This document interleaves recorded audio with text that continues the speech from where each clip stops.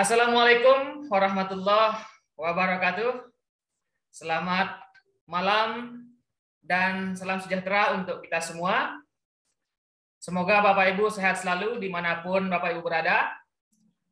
Alhamdulillahirrabbilalamin. Wabihi nasta'inu ala umuri dunya waddin. Assalatu wassalamu ala asrafil anbiya'i wal mursalin. Sayyidina wa maulana Muhammad wa ala alihi wa sahbihi ajma'in. Amma ba'du. Yang saya hormati Bapak narasumber, Bapak Randi Pratama MPD, dan Bapak Ibu para peserta kelas virtual bimbingan eksklusif menyusun laporan penelitian tindakan. Yang mana Bapak Ibu ketahui dan tujuan kita bersama pada kelas bimbingan ini adalah untuk menulis dan menyusun laporan penelitian tindakan Bapak Ibu. Seperti yang kita ketahui Bapak Ibu semua, ada beberapa jenis laporan penelitian tindakan berdasarkan jenjang ataupun profesi Bapak Ibu. Ada penelitian tindakan kelas, ada penelitian tindakan kepala sekolah, kemudian ada yang pengawas ataupun guru BK, yang biasa mungkin diberikan istilah PTBK. Namun sesungguhnya itu sama saja. Karena pada dasarnya adalah satu tindakan atau penelitian tindakan. Nah, akan semua kita bahas ataupun akan kita semua buka terkait dengan bagaimana penelitian tindakan itu. Nah, itu semua akan kita coba uraikan di kelas bimbingan ini, dan tujuan akhirnya adalah Bapak Ibu bisa menyusun, kemudian mendapatkan ilmunya juga terkait dengan bagaimana ilmu terkait dengan penelitian tindakan kelas tadi, sampai dengan Bapak Ibu kami akan bimbing dari awal sampai dengan Bapak Ibu memiliki satu laporan yang mungkin Bapak Ibu pergunakan untuk kebutuhan-kebutuhan tertentu. Ada yang untuk skripsinya, ada yang untuk salah satu syarat untuk kenaikan pangkat, dan lain sebagainya. Oleh karena itu, kita akan coba di kelas ini untuk mulai. Kita sepakat Bapak Ibu, mungkin ada Bapak Ibu yang sudah pernah menyusun, ada yang sudah pernah menggunakan PTK untuk satu syarat tertentu, tapi ada juga Bapak Ibu yang belum di sini. Nah, oleh karena itu kita akan coba untuk mulai dari awal, dari pemberian materi yang sudah kita rancang selama 3 minggu, sesuai dengan jadwal ataupun undangan yang sudah kami kirimkan kepada Bapak Ibu semua. Kemudian kami akan bimbing step by step dari laporan tersebut, dari judul, kemudian bab 1, 2, dan seterusnya sampai dengan lampiran dari laporan Bapak Ibu semua. Semoga apa yang kita rencanakan dan ikhtiarkan pada malam hari ini mendapatkan berkah dan bermanfaat bagi kita semua. Amin.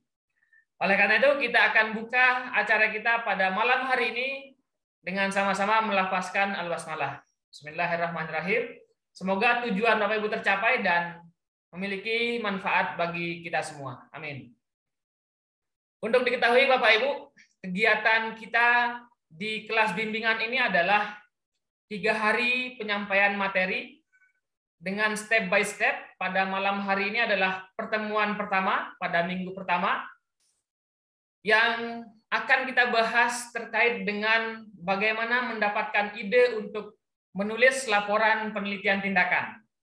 Kemudian kita ketahui juga sistematika seperti apa. Mungkin ada yang berniat untuk menggunakan laporan PTK ini sebagai salah satu syarat. Itu akan kita bahas juga bagaimana sistematika sesungguhnya. Nah, itu yang akan kita bahas pertama. Dan materi silahkan sudah kami share di WA Group, bisa di-download dan dipelajari kembali. Dan untuk diketahui juga Bapak Ibu semua, di kelas bimbingan ini, Bapak Ibu tidak perlu khawatir untuk administratif. Artinya semua materi, kemudian rekaman video, dan khususnya presensi. Bapak Ibu tidak perlu repot untuk menyebutkan saya Bapak si A hadir gitu ya. Tidak perlu Bapak Ibu ataupun Bapak Ibu semua tidak perlu menyebutkan hadir-hadir. Nah, itu yang kadang yang bikin kita, mungkin Bapak Ibu juga ada yang risih dan lain sebagainya. Jadinya kami persiapkan selengkap mungkin semua administratif tadi agar Bapak Ibu fokus pada menulis dan menyusun laporan tersebut. Nah, jadi Bapak Ibu bisa konsen menyusun step by step tanpa perlu Bapak Ibu memikirkan semua administratif. Jadi semua itu sudah kami siapkan secara lengkap. Ya. Oleh karena itu, kita sama-sama untuk menyimak dan Bapak Ibu bisa kita bekerja sama dalam sharing, kemudian diskusi, sampai dengan laporan Bapak Ibu selesai. Dan saya ucapkan selamat datang kepada Bapak Randi Pratama dan Bapak Ibu reviewer ataupun pembimbing pada kelas menulis laporan PTK ini. Dan untuk malam hari ini, saya persilahkan kepada Bapak Randi Pratama untuk menyampaikan materinya terkait dengan bagaimana mendapatkan ide menulis laporan, dan kemudian dilanjutkan sistematika, bagaimana laporan PTK ataupun PTS Bapak Ibu bisa tersusun rapi dan benar, seperti itu. Di Zoom meeting sudah ada sekitar 132. Silakan Bapak Randi Pratama. Waktu dan tempat saya persilahkan.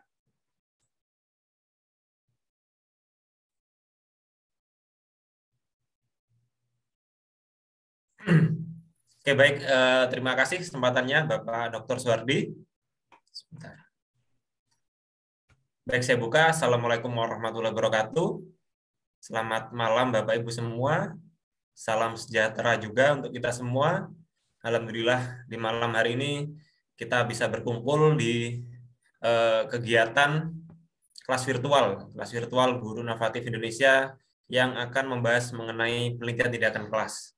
Nah, nanti untuk hari ini kita akan membahas awal, sehingga secara teknis untuk terkait bagaimana siklusnya dan yang lain mungkin akan kita bahas di pertemuan selanjutnya. Jadi nanti ada beberapa pertemuan yang kita sudah bagi menjadi 3 bagian gitu ya. Sehingga di awal kita target dari awal pertemuan ini adalah membahas tentang ide penelitian PTK dan juga bagaimana menulis latar belakang.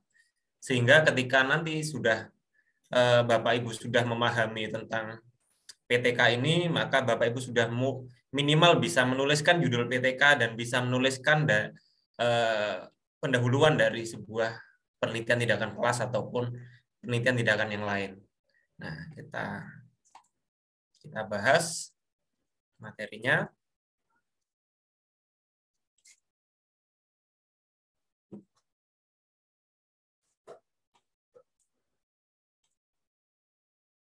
Apakah sudah tampak Bapak Ibu? Mungkin bisa tulis di kolom chat. Sudah tampak PowerPoint saya? Ya, sudah. Sudah, oke, terima kasih. Baik, di sini saya beri judul yaitu menemukan ide dan menulis pendahuluan, khususnya tentang PTK, PTS, dan penelitian tindakan yang lain. Nah, mengapa menemukan ide? Nah, di sini sudah disampaikan oleh Bapak Dr. Suhardi bahwasannya di kelas ini mungkin sebagian ada yang sudah pernah menulis PTK, ada juga yang sudah menulis tetapi tidak tuntas, ada yang belum pernah menulis, dan ada juga yang belum tahu seperti apa itu PTK, gitu ya. Maka kita sepakati bahwasannya kita mulai semua dari nol, dan Bapak Ibu nggak perlu khawatir. Meskipun secara formal kegiatan ini akan berlangsung 1 bulan, tetapi apabila Bapak Ibu nantinya belum tuntas dalam waktu 1 bulan, kita tetap akan bimbing sampai dengan selesai. Itu merupakan jaminan dari kelas kami, yaitu yang penting kuncinya satu, Bapak Ibu tetap semangat. Jangan sampai Bapak Ibu menghilang gitu ya. Kita beri saran, tiba-tiba malas revisi lah. Ini yang kami bingung mencarinya gitu ya. Nah, Yang penting Bapak Ibu tetap semangat menulis. Kami akan senantiasa membimbing Bapak Ibu hingga tuntas. Entah 1 kali koreksi, di 10 kali koreksi pun tidak masalah bagi kami. Yang penting tetap semangat Bapak Ibu semua. Oke, kita bahas.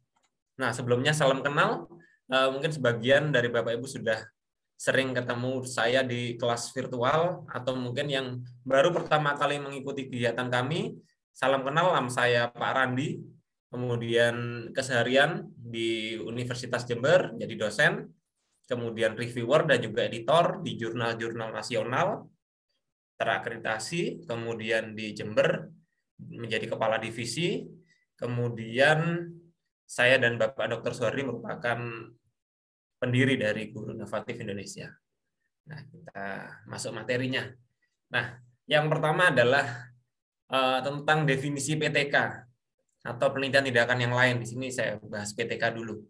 Yaitu PTK merupakan penelitian yang dilakukan oleh guru atau praktisi dalam bentuk berbagai kegiatan yang tujuannya adalah memperbaiki dan atau meningkatkan mutu pembelajaran di kelas.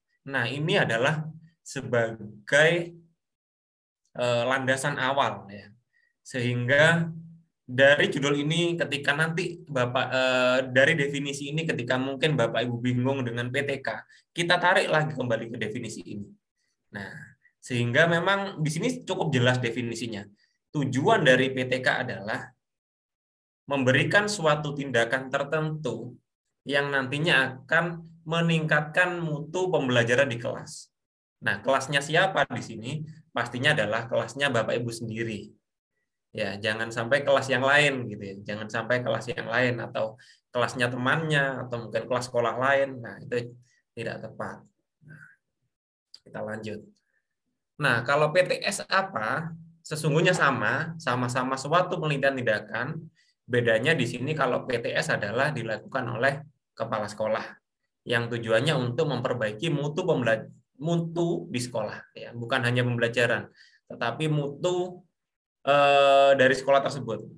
Ya, silakan nanti tindakan apa dari kepala sekolah yang dapat dilakukan, gitu ya. Dari misalkan kalau kepala sekolah bisa memberikan sebuah workshop, bisa memberikan sebuah supervisi, atau mungkin tindakan-tindakan yang lain ya, dalam memperbaiki proses pembelajaran di sekolah.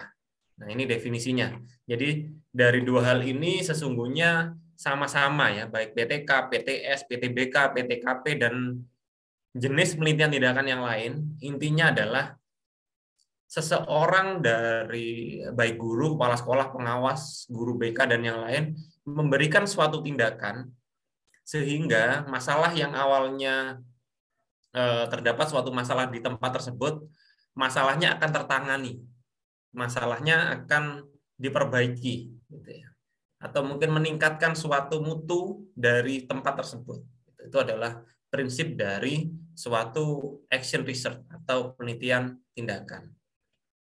Kita masuk secara teknis. Nah, di sini yang saya tampilkan adalah PTK, tetapi tidak menutup kemungkinan urutan langkah-langkah yang saya tampilkan juga sama dengan yang lain, karena memang sama-sama merupakan sebuah rumpun dari penelitian tindakan. Nah, bagaimana cara mencari masalahnya? Nah, masalahnya adalah sangat simpel sekali. Yang pertama adalah identifikasi masalah, kemudian dilanjutkan analisis masalah, nomor 3 rumuskan masalah, nomor 4 alternatif solusi masalah. Nah, kebetulan seringkali banyak bertanya gitu ya. Masalahnya apa, Pak? Pembelajaran gitu ya. Nah, karena memang PTK sifatnya adalah penelitian yang spesifik pada salah satu subjek tertentu di kelas tertentu, maka masalah yang akan diteliti dimulai dari kelas Bapak Ibu sendiri. Nah, di kelas Bapak Ibu lakukanlah sebuah identifikasi masalah, yaitu Bapak Ibu dapat catat dulu masalahnya apa saja. Hasil belajar, aktivitas bisa, pastinya banyak ya. Bisa hasil belajar rendah, kemudian aktivitas siswa kurang, atau motivasi belajar rendah, atau sikap siswa dalam pembelajaran kurang tepat, atau mungkin keterampilan tertentu. Misalkan keterampilan siswa dalam menggambar, atau kemampuan siswa dalam berolahraga, atau keterampilan siswa dalam atau kemampuan siswa dalam membaca doa misalkan, dan yang lainnya itu adalah misalkan rendah-rendahnya gitu. Itu sebuah masalah yang terjadi di kelas. Nah, itu caranya bagaimana? Caranya adalah Bapak Ibu daftar dulu kalau misalkan bingung gitu ya. Tetapi biasanya tidak secara formal identifikasi masalah. Sesungguhnya identifikasi masalah itu Bapak Ibu pikirkan bisa. Oh, masalahnya ini. Bayangkan semua dulu. Oh, masalahnya ini. Nah, dari semua masalah itu muncullah sebuah namanya analisis masalah ya. Muncullah sebuah istilah analisis masalah. Nah, apa itu analisis masalah? Nah, yang awalnya sudah banyak numpuk masalah tadi, di sini mulai ditemukan penyebabnya. Ditemukan penyebabnya dan dipikirkan dampak yang terjadi apabila masalah itu berkelanjutan. Nah, coba nanti pikirkan. Dari banyaknya masalah ini, kira-kira apa yang sebaiknya saya analisis dulu, ya, atau saya teliti dulu. Nah, di sini. Atau bisa juga dilanjutkan penyebabnya apa? Penyebab masalahnya apa? Misalkan hasil belajar rendah. Nah, Bapak Ibu pikirkan masalahnya apa, gitu ya. Masalahnya apa hasil belajar rendah? Atau mungkin motivasi belajar rendah. Nah, kira-kira penyebabnya apa? Nah, kalau sudah sampai titik ini, apa yang harus dilakukan oleh Bapak Ibu? Yaitu rumuskan masalah. Nah, ini simpel sekali. Jadi, apa itu rumuskan masalah? Rumuskan masalah adalah identifikasi masalah yang begitu banyaknya tadi, Bapak Ibu pikirkan salah satu atau beberapa yang akan diteliti. Nah, ini jadi proses menentukan urgensi masalah pembelajaran yang akan diteliti gitu ya. Nah, dari hasil belajar, aktivitas, motivasi, sikap, keterampilan, dan yang lainnya. Apa yang sekiranya paling tepat akan saya teliti? Apa yang sebaiknya saya teliti dulu untuk PTK ini? Akan saya perbaiki dulu dalam prosesnya. Ya memang dalam suatu kelas pastinya ada banyak masalah, dan seorang guru juga harus menyelesaikan semua masalah tersebut meskipun tidak bisa secara simultan, tidak bisa secara sekaligus. Nah, dalam PTK prinsipnya adalah kita harus memikirkan masalah mana yang harus kita selesaikan dulu. Ya, karena memang dalam PTK kan sifatnya tidak sampai lama, tidak sampai 1 semester. Ya. Bahkan mungkin satu siklus hanya 2 pertemuan, 2 siklus ya 4 pertemuan. Karena dengan 4 pertemuan tersebut secara singkat, maka masalah di kelas apa yang memang akan kita teliti memang harus kita pilih secara spesifik. Bapak Ibu nggak perlu ingin mengatasi semua. Jelas sesuatu yang bisa dianggap susah ya, mendekati mustahil kalau sekali tindakan bisa teratasi semua gitu ya. Memang yang memungkinkan tetapi tidak disarankan karena nanti akan instrumennya cukup rumit juga dalam prosesnya. Maka di sini Bapak Ibu pilih apakah meneliti hasil belajar dulu atau meneliti sikap dulu, aktivitas dulu, dan yang lain. Nah, itu adalah proses merumuskan masalah. Nah, kalau ditanya Pak, belum pernah meneliti PTK, belum pernah melakukan PTK, apa yang sekiranya disarankan oleh Pak Randi gitu ya. Nah, kalau saya menyarankan Bapak Ibu bisa meneliti hasil belajar. Kenapa hasil belajar? Karena memang hasil belajar merupakan sesuatu yang pasti terjadi di kelas ya, masalah paling pasti terjadi. Pasti rendahnya hasil belajar itu pasti terjadi di semua kelas ya. Itu yang pertama. Yang kedua adalah teknik pengukuran hasil belajar itu jauh lebih mudah untuk dilakukan atau diteliti oleh seorang peneliti yang sifatnya baru pertama kali. Itu akan lebih mudah meneliti hasil belajar daripada yang lain. Gitu. Ya, jadi apakah yang lainnya boleh? Sangat boleh. Cuma di sini saya hanya menyarankan. Gitu. Tapi boleh juga yang lain, tidak masalah. Pak, apabila meneliti 2 hal apa boleh? Boleh juga, misalkan Bapak Ibu ingin memperbaiki hasil belajar dan aktivitas, boleh. Pak, saya ingin meneliti hasil belajar dan sikap, boleh. Dan yang lainnya boleh. Silakan bisa pilih yang akan diteliti. Nah, setelah Bapak Ibu merumuskan suatu masalah di kelas, maka inilah yang salah satu yang paling penting adalah alternatif solusi masalah. Nah, jadi inti dari PTK adalah dua hal. Ada masalah, atau kalau dalam istilahnya itu dianalogikan adalah ada penyakitnya, dan ada obatnya. Di kelas ada penyakit, dan Bapak Ibu selaku dokter misalkan ya, dianalogikan seorang dokter memberikan suatu treatment yang obat gitu ya. Maka itulah PTK. Jadi ada masalah di kelas apa, Bapak Ibu pikirkan kira-kira tindakan apa yang tepat untuk memperbaiki masalah tersebut. Nah, tindakan itu dapat Bapak Ibu gunakan dengan metode atau metode atau model tertentu, atau bisa juga media tertentu. Nah, ini silakan Bapak Ibu bisa kembangkan. Nah, di sini metode apa yang bisa digunakan? Pastinya sangat banyak metode yang bisa digunakan. Sebagian besar pasti sudah tahu nih, discovery learning, kemudian problem based learning, project based learning, contextual teaching learning, cooperative learning. Cooperative learning ini macamnya banyak juga. Tipenya ada TGT, STAD, Jigsaw, dan yang lainnya. Pilih salah satu aja boleh. Atau di luar ini boleh. Bapak Ibu di sini dapat mencari ide-ide dari metode atau model pembelajaran, bisa dari Google juga bisa. Nah, zaman sekarang sudah zamannya zaman canggih. Bapak Ibu carinya bisa dengan pakai HP juga bisa. Jadi sambil santai gitu ya, sambil baca-baca, sekiranya metode apa yang bisa saya gunakan ya untuk siswa saya. Nah, itu ya. Yang jelas dalam pemilihan metode ataupun media, nantinya Bapak Ibu harus sesuaikan dua hal. Yang pertama adalah kecocokan metode atau media dengan siswa Bapak Ibu, jangan sampai dipaksakan. Kalau dipaksakan itu artinya memang kita belum pernah mencoba gitu ya. Tetapi dari langkah-langkah yang akan kita gunakan, kita harus realistis. Apakah langkah ini masuk akal saya terapkan? Gitu ya. Contoh, di sini Bapak Ibu saya pengen Pak menggunakan tim game turnamen. Langkah-langkahnya oke, menarik sekali. Tetapi pembelajarannya masih daring. Nah, pasti akan susah. Ya bisa, tetapi sedikit memaksakan. Dan prosesnya juga akan rumit. Ya.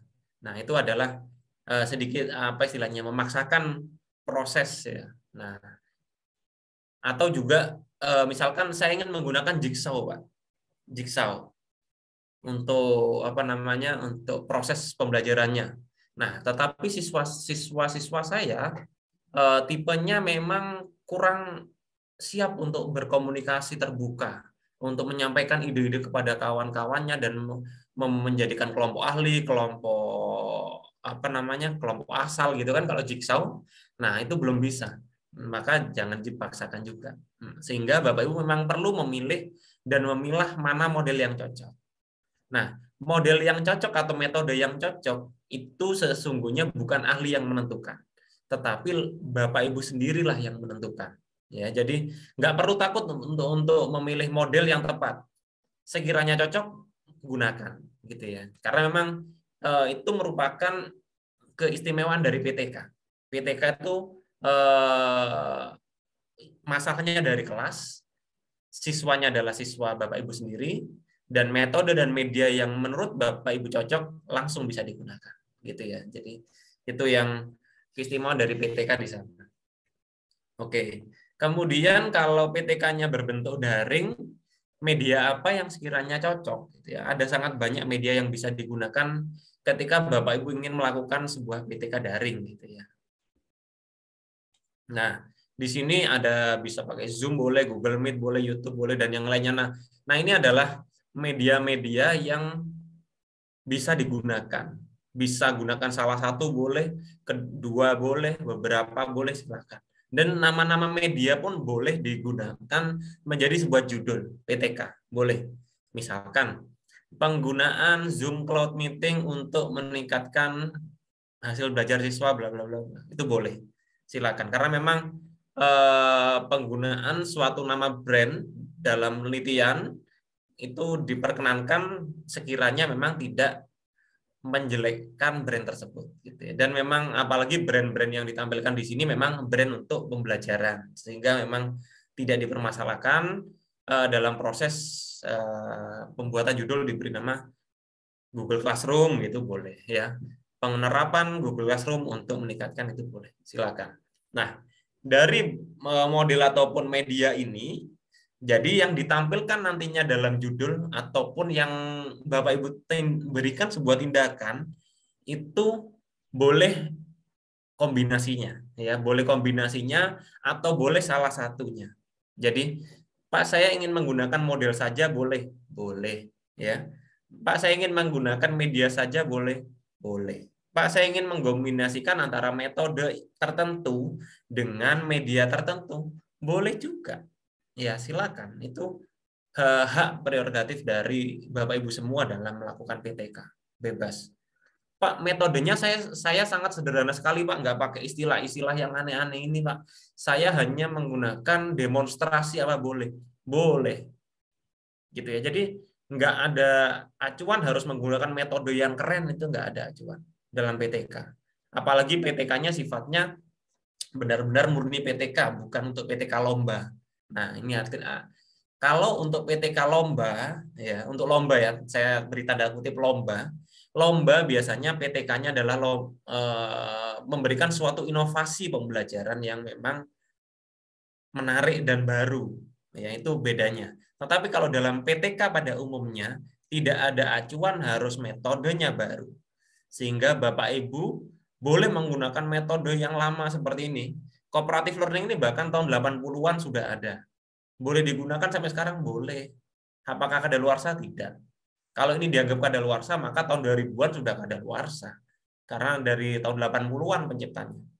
Ya, karena itu tidak perlu khawatir gitu ya. Kemudian juga nggak perlu khawatir juga dengan metode yang sering dipakai. Ya. Pak, saya ingin menggunakan metode STAD, Student Team Achievement Division. Tetapi kayaknya kok sering dipakai orang. Apakah boleh saya gunakan? Boleh. Ya. Dalam PTK itu tidak ada masalah. Metode kita mirip dengan metode yang pembelajaran yang dilakukan oleh orang lain.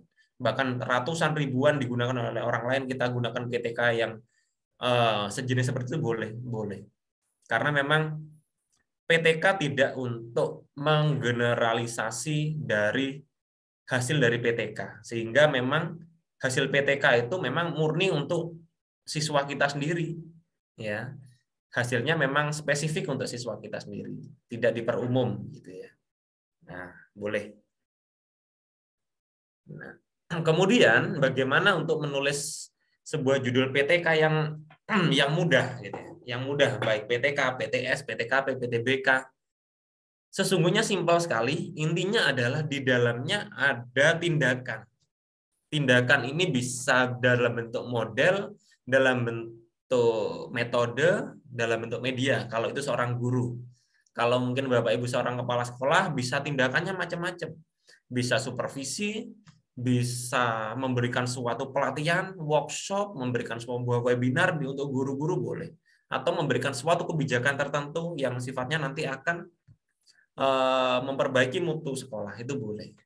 Nah, tujuannya apa di sini? Nah, tujuannya adalah disampaikan di sini. Jadi ada tindakannya, ada tujuannya di judul, dan ada subjek dan keterangan-keterangan tambahan lain. Nah, kalau bingung, kita masuk spesifik ya. Kita langsung ke judul PTK seperti apa. Contoh judul PTK adalah seperti ini. Tinggal isi titik-titiknya, ini sudah jadi judul PTK, Bapak Ibu. Jadi kalau Bapak Ibu bingung dengan judul yang berputar-putar itu kan ada yang, Pak, di depan saya suka dengan istilah upaya. Ada judul PTK yang depannya upaya ada. Upaya meningkatkan hasil belajar siswa kelas ini, materi ini dengan metode ini. Boleh. Kemudian di depan ada, saya suka depannya ada apa namanya, implementasi aja Pak, boleh, sama ya, sama saja. Tetapi kalau bingung dengan judul-judul yang sudah dibolak-balik itu, maka judul yang paling sederhana adalah seperti ini. Bapak Ibu tuliskan kata depannya adalah penerapan. Kalau memang Bapak Ibu menggunakan metode tertentu, ya tulis saja penerapan metode titik-titik. Tinggal diisi untuk meningkatkan ya. Untuk meningkatkan apa yang ditingkatkan? Siswa titik-titik, materi titik-titik, tahun pelajaran titik-titik. Nah, ini tinggal diisi aja. Atau kalau ingin menggunakan media seperti ini. Medianya pun nggak usah ditulis juga nggak apa-apa. Contohnya penggunaan WhatsApp group. Nah, boleh juga penggunaan WhatsApp group untuk meningkatkan apa gitu ya, materi ini gitu boleh. Penggunaan Quizizz dan Google Classroom. Wah, untuk meningkatkan apa? Atau digabung bisa. Penerapan metode ini dengan media ini untuk meningkatkan ini ya, boleh. Jadi seperti yang saya sampaikan tadi, jadi boleh media, boleh metode, boleh gabungan media dan metode. Itu ya untuk PTK. Untuk PTS saya rasa sama, PTK dan PTS tinggal terap, Bapak Ibu tinggal apa namanya, pemberian sebuah workshop ini untuk meningkatkan apa? Biasanya apa namanya, pemberian workshop apa, pemberian pelatihan PTK untuk guru-guru juga bisa gitu ya. Jadi kemarin banyak juga dari Bapak Ibu kepala sekolah menyampaikan materi PTK untuk guru-guru. Targetnya apa? Peningkatan kualitas guru-guru dalam menulis PTK. Nah, boleh juga sampaikan di sini. Bahkan materi-materi di sini bisa disampaikan untuk guru-guru di sekolah gitu, boleh juga, silakan. Untuk Bapak Ibu kepala sekolah mungkin ya. Menarik juga, bisa dijadikan sebuah PTS. Nah, sistematikanya bagaimana kalau PTK itu? Nah, inti dari sistematika PTK adalah simpel sekali. Jadi selalu ada bagian awal, bagian isi, bagian akhir. Kalau awal sudah jelas ya, ada cover, halaman pengesahan, kata pengantar, biografi, daftar isi, daftar tabel, daftar gambar, daftar lampiran. Dan ini bukan hanya PTK. Semua penelitian atau semua laporan penelitian sama ya. Ataupun skripsi, tesis, disertasi ya isinya kayak gini. Masalah urutannya menyesuaikan dengan pedoman. Bapak Ibu tinggal ikuti aja. Oh Pak, di tempat saya nggak ada biografinya, ya nggak apa-apa. Jadi memang ini kondisional ya, menyesuaikan dengan pedoman. Nah, tetapi tidak terlalu dibahas di sini karena setiap pedoman beda-beda. Nah, yang kita bahas di sini lebih fokus pada di sini, pada bagian isi. Yaitu isinya apa sih PTK ini? Jelas babnya ada 5. Yang pertama yang akan kita bahas di hari ini adalah pendahuluan. Kemudian bab 2 dan bab 3, kajian pustaka dan metode penelitian akan kita bahas di pertemuan kedua di hari Kamis depan. Kemudian di bab 45 nanti akan kita bahas di pertemuan ketiga. Sehingga Bapak Ibu nantinya harapannya adalah mengerjakan ini step by step, gitu. Tidak langsung selesai. Gitu. Apabila mungkin ada yang sudah selesai nggak masalah, gitu ya. Tapi kita akan bimbing pelan-pelan gitu. 1 minggu saya harap memang bisa selesai pendahuluan Bapak Ibu. Saya yakin bisa. Pendahuluan itu mungkin halamannya cuma 5 halaman. Ya, 5 halaman atau 6 halaman, maksimal 7 halaman. 7 halaman juga kalau 1 hari 1 halaman, 7 hari selesai. Tinggal nawa itu, niatnya dibulatkan. Pasti bisa. Nah, kita bahas satu-satu. Yang paling menjadi masalah dari PTK adalah latar belakang. Nah, seringkali banyak dari penulis pemula, khususnya PTK, penulis PTK pemula adalah bingung menulis latar belakang. Ini sudah hal yang sering terjadi, ya. Bukan hanya Bapak Ibu ya. Pastinya banyak orang yang lama tidak menulis juga bingung juga. Bagaimana menulis latar belakang PTK ini ya? Nah, yang pertama adalah Bapak Ibu bisa sampaikan beberapa hal di sini. Bisa yang pertama adalah sampaikan kondisi ideal yang diharapkan oleh peneliti seperti apa. Nah, kondisi ideal ini bisa Bapak Ibu tambahkan diawali dengan pengantar boleh. Tetapi pengantarnya jangan panjang-panjang dan jangan melebar. Ya, contohnya adalah ketika Bapak Ibu ingin memperbaiki suatu hasil belajar, maka bolehlah kata pengantarnya itu kita awali dari pembelajaran.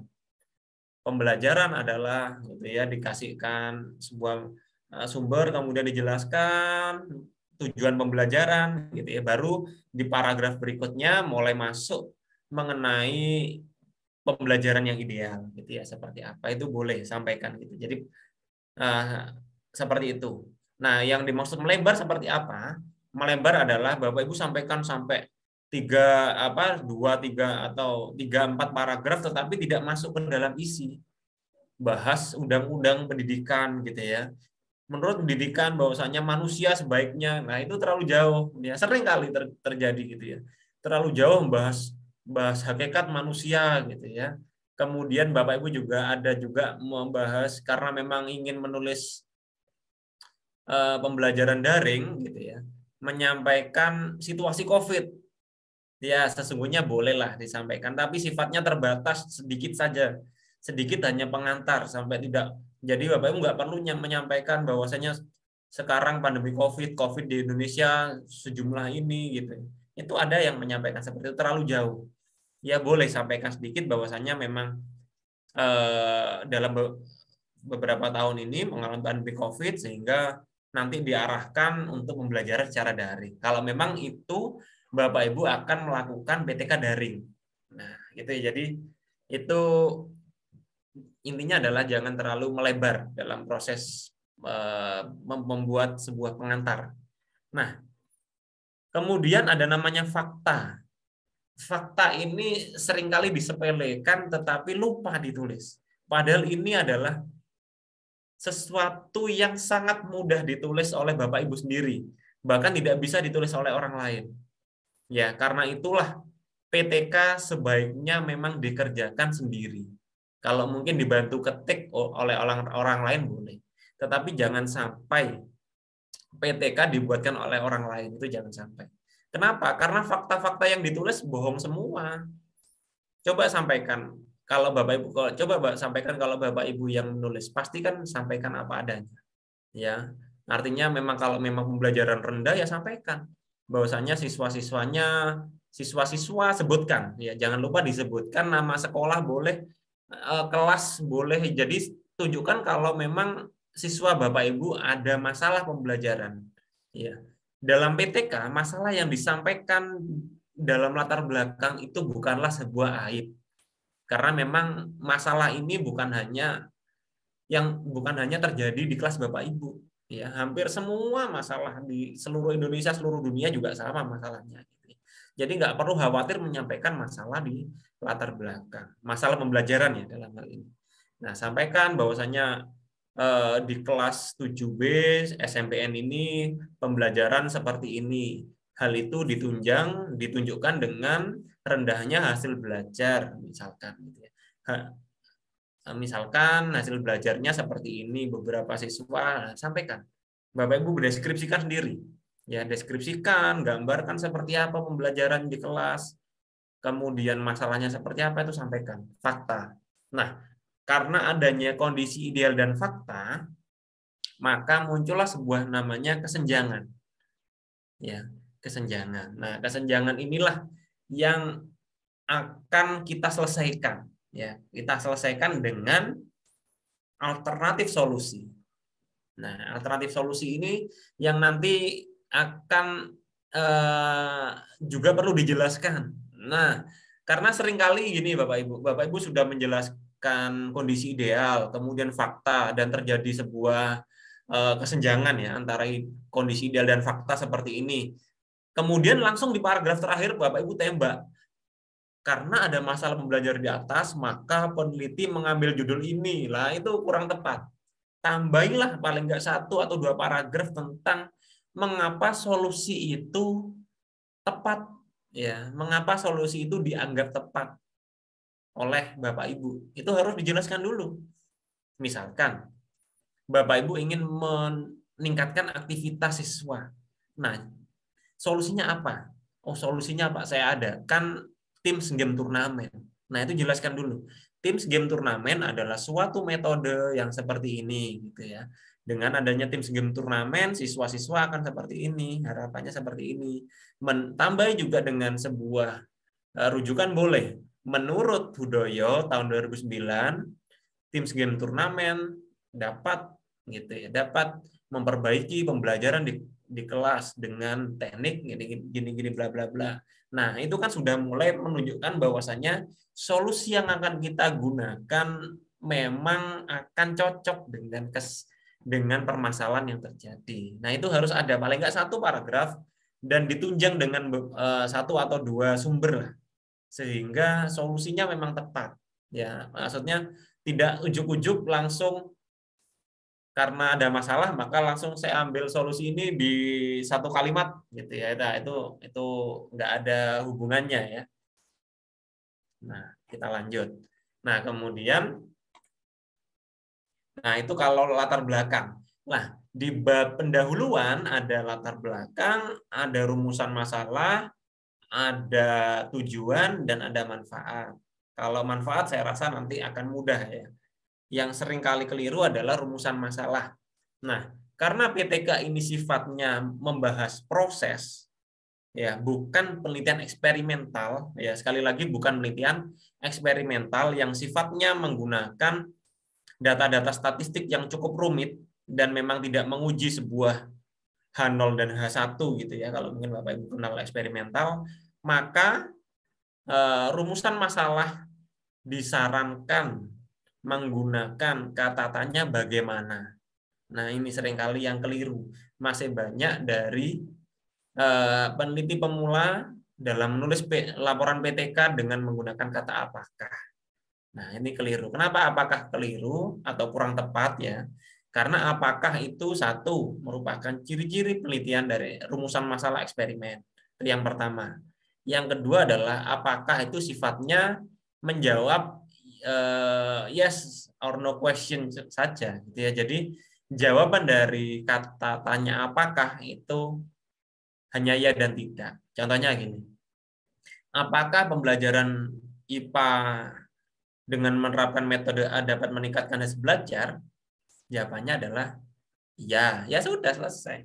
Maka itu tidak tepat kalau dalam PTK. Karena PTK ini kalau ditarik akar ke atas itu merupakan lebih ke arah penelitian kualitatif deskriptif. Ya, sekalipun ada data angkanya, termasuk statistik deskriptif. Ya, lebih banyak deskripsinya. Nah, penelitian deskriptif lebih mengarahkan pada rumusan masalah bagaimana. Jadi ini contohnya. Jadi bagaimana hasil belajar siswa? Maksudnya apa bagaimana hasil belajar siswa? Jadi bukan hanya menunjukkan peningkatannya atau mungkin seperti apa skornya ya, tetapi Bapak Ibu menggambarkan ya, mendeskripsikan oh meningkatnya seperti ini karena ditunjang ini gitu ya. Karena seperti apa lagi gitu ya. Langkah-langkahnya seperti apa dan yang lainnya. Karena memang ingin menggambarkan, mendeskripsikan ya, ini adalah ciri-ciri dari rumusan masalah PTK ya, dengan kata tanya bagaimana. Nah, kemudian ciri-cirinya otomatis dengan rumusan masalah bagaimana, tujuannya juga bisa Bapak Ibu dengan kata mendeskripsikan atau mungkin bisa juga untuk mengetahui juga bisa. Mendeskripsikan, mengetahui gitu dan yang lainnya. Dan yang terakhir adalah manfaat. Kalau manfaat di poin D ini ya. Jadi nanti ada poin A itu nanti ketika Bapak Ibu lihat contoh-contoh PTK yang sudah kami bagikan ada namanya latar belakang, rumusan masalah, tujuan, dan manfaat. Kalau manfaat, ada juga yang menuliskannya manfaat teoritis, manfaat praktis, gitu boleh, tidak salah. Boleh juga yang seperti ini boleh, dimulai dari untuk siswa, langsung ya to the point. Untuk siswanya seperti apa, untuk guru, untuk sekolah, dan untuk peneliti lain. Nah itu boleh juga. Ini tidak ada acuannya untuk ini. Bapak Ibu bebas menuliskan manfaatnya seperti apa. Bahkan manfaatnya ditulis langsung paragraf itu juga boleh. Tetapi menurut banyak contoh jarang. Biasanya yang Agar lebih detail biasanya ditulis beberapa poin ya. Untuk siswa, untuk guru, untuk sekolah, untuk penilaian. Nah, itu materinya. Nah, mungkin sebelum kita masuk sesi tanya jawab, akan saya tunjukkan cara ya. Cara mencari inspirasi materi atau inspirasi judul PTK ya. Yang pertama adalah Bapak Ibu bisa gunakan sebentar. Bapak Ibu bisa buka browser Google gitu ya. Di HP boleh, di laptop boleh gitu ya. Buka Google gini. Nah, Bapak Ibu tuliskan dulu Google Cendekia. Google Cendekia. Cendekia ya. Oke. Nah, muncul seperti ini Google Cendekia. Nah, kita pilih yang paling atas. Nah, akhirnya muncul seperti ini. Nah, mengapa harus Google Cendekia? Kok tidak di Google langsung, Pak? Gitu ya. Kenapa kok harus Google Cendekia? Karena sumber-sumber dari Google Cendekia atau Google Scholar itu merupakan sumber yang lebih arahnya pada ilmiah, ya, arah ilmiah, bukan semua informasi masuk. Nah, itu bedanya dengan Google. Nah, misalkan kita tulis di sini, Bapak Ibu ingin mencari judul apa misalkan. Misalkan PTK seperti apa ingin Bapak Ibu cari di sini. Judul apa misalkan. Boleh tulis di kolom chat. Nanti saya search sebentar. Silakan mungkin sambil saya minum dulu ya.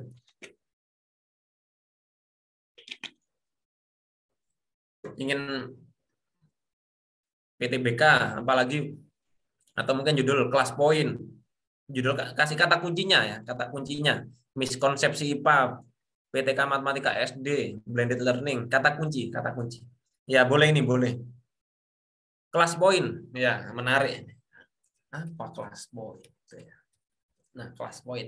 Agar ini cocok dengan PTK, di depannya dikasih kata kunci PTK, yaitu diberi kata penerapan atau penggunaan, boleh. Nah, gini ya.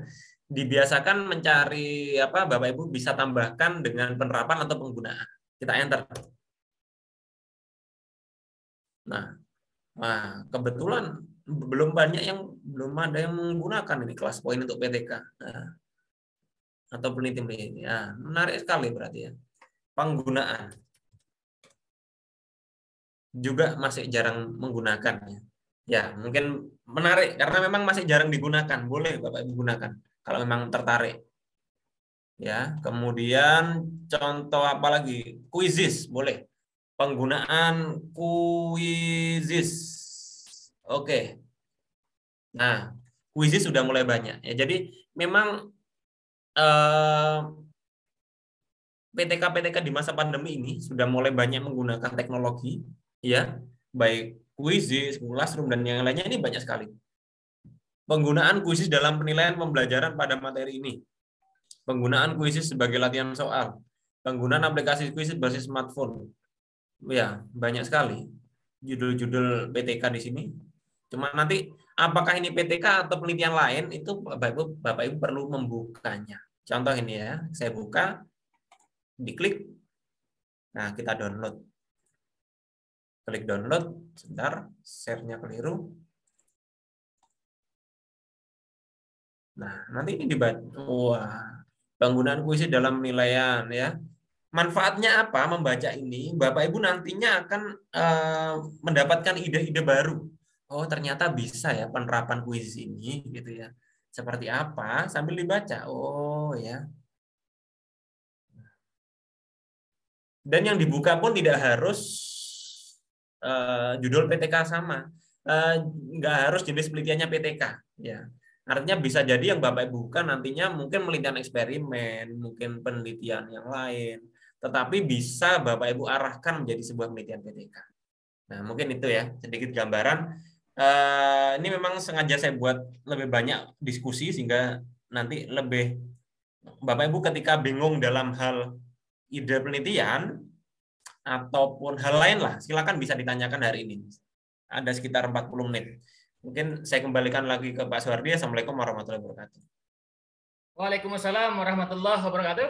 Terima kasih Pak Randi atas paparan materinya terkait dengan ide penelitian ataupun penulisan dari laporan PTK ataupun PTS dan lain sebagainya, dan bagaimana sistematika dari sebuah laporan, yang khususnya bagi Bapak Ibu yang tujuan kita pada malam hari ini adalah menulis laporan penelitian tindakan.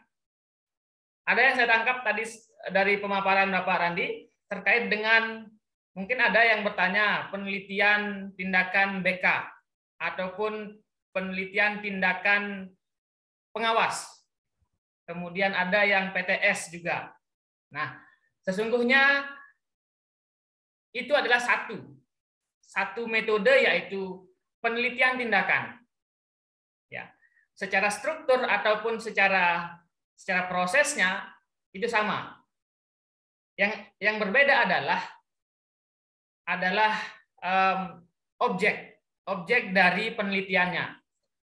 Karena profesinya tentu tugasnya berbeda-beda. Kalau Bapak Ibu guru jelas di masalah yang ada di kelas, ataupun kalau Bapak Ibu yang di guru BK itu masalahnya adalah sesuai dengan profesi Bapak Ibu pada konseling misalkan, ataupun ada masalah siswa. Nah, itulah yang Bapak Ibu pecahkan dengan penelitian tindakan. Ada sesuatu ataupun ada yang Bapak Ibu terapkan atau tindakan yang Bapak Ibu terapkan, dan ada masalah yang Bapak Ibu akan selesaikan dengan tindakan itu. Itulah penelitian tindakan. Karena tadi ada beberapa yang saya penelitian tindakan BK gitu, penelitian tindakan pengawasan. Pada dasarnya adalah sama. Dan satu saran saya Bapak Ibu, silahkan Bapak Ibu buka ataupun perbanyak untuk membaca contoh-contoh laporan. Ya, contoh-contoh laporan. Kami sedikit memberikan referensi di materi tadi. Ada beberapa contoh yang kami lampirkan terkait dengan laporan-laporan penelitian tindakan. Ada beberapa jenjang di sana, silahkan Bapak Ibu bisa cek dan bisa dijadikan referensi atau bahan bacaan ataupun bahan perbandingan. Oh, seperti ini Bapak Ibu, ataupun seperti ini laporannya, agar kita lebih banyak referensi dan ada dasar Bapak Ibu untuk menyusun sebuah laporan penelitian tindakan kelas. Seperti itu Bapak Ibu, dan kita masih ada sekitar 30-40 menit untuk Bapak Ibu bisa diskusi terkait dengan menyusun laporan penelitian tindakan ini. Silahkan Bapak Ibu yang ingin bertanya secara langsung bisa raise hand di Zoom meeting, dan Bapak Ibu bisa menuliskan pertanyaan di kolom chatting Zoom yang akan dibahas oleh Bapak narasumber. Ya, saya persilakan yang pertama. Sebentar. Ada yang ingin disampaikan Pak Randi? Ya, baik Bapak Ibu. Mungkin sebelum tanya jawab ya sedikit aja, saya kembalikan lagi ke Google ini ya, mungkin karena banyaknya pertanyaan yang mungkin tentang PTBK ataupun yang lain, Bapak Ibu bisa manfaatkan Google Cendekia. Ya, Bu, langsung aja tuliskan ya PTBK gitu ya, PTBK. Oh, PTBK bagian konseling atau PTBK saja boleh. Nah, banyak sekali Bapak Ibu. Tinggal klik download sudah ketemu. Ini contohnya saya ambil satu ya. Dari ini. Apakah terlihat ya Pak Surya? Ya, sudah. Nah, ini adalah salah satu contoh. Ya, contoh implementasi konseling kelompok dengan teknik behavioral kontrak untuk mengatasi perilaku terlambat. Nah, ini karena memang PTBK adalah masalah-masalah konseling. Jadi yang diperbaiki adalah yang kaitannya dengan perilaku ya, perilaku siswa di sini. Dan selalu ada sebuah tindakan. Jadi intinya sama. Jadi ada tindakan dan ada yang diperbaiki. Nah, ini adalah skripsi. Skripsi juga merupakan sebuah laporan ya, sama. Sebuah laporan. Di sini hanya bentuknya aja bentuk seperti ini. Tapi isinya sama, Bapak Ibu. Isinya juga ya bab 1 pendahuluan ya, bab 2 tinjauan pustaka, bab 3 ya sama ya. Jadi tinggal Bapak Ibu browsing dan download, pasti akan ketemu. Ya, pasti akan. Ya. Artinya sangat gampang ya Pak Randi untuk memperoleh sebuah contoh ataupun memperoleh referensi dalam Bapak Ibu yang mungkin PTBK, yang PTKP ataupun PTS tadi. Silahkan Bapak Ibu. Yang pertama silakan Ibu Aisyah untuk bertanya secara langsung pada Bapak Randi terkait dengan laporan. Ya. Assalamualaikum warahmatullahi wabarakatuh. Waalaikumsalam warahmatullahi wabarakatuh. Terima kasih Pak Dokter.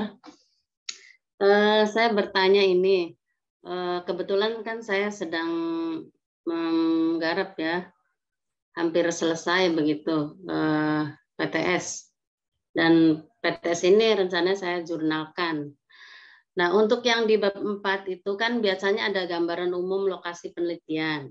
Kebetulan saya itu mempunyai 44 sekolah binaan, dan yang saya teliti itu sebagai sampel itu 10 sekolah, ada 20 guru dari 10 sekolah itu.